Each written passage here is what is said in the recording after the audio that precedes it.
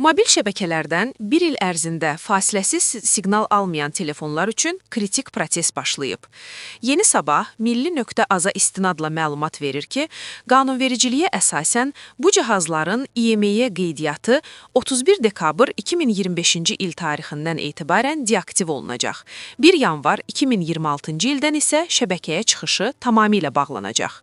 Mütəxəssislərin hesablamalarına görə təxminən 3 milyon mobil telefon bu risklə üz-üzədir. İstifadəçilər cihazlarının bağlanmasının qarşısını almaq üçün ilin sonuna qədər tədbir görməlidirlər. 2024-cü ildə qüvvəyə minən qaydalara əsasən BTK, İnformasiya və Kommunikasiya Texnologiyaları Qurumu qeydiyyatında olan, ancaq 1 yanvar 31 dekabr tarixləri arasında mobil şəbəkəyə qoşulmayan cihazlar istifadə olunmamış telefonlar kimi təsnif olunur. Bu telefonların IMEI nömrələri aktiv bazadan silinir və passiv siyahıya köçürülür. Nəticədə cihazlar işləsə də, zəng və mobil internetdən istifadə mümkün olmur.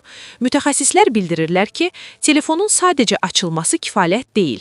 IMEI-nin aktiv qalması üçün cihaza aktiv sim kart taxılmalı, telefon operatorun baza stansiyası ilə əlaqə qurulmalıdır. Yəni, cihaz real siqnal almalıdır.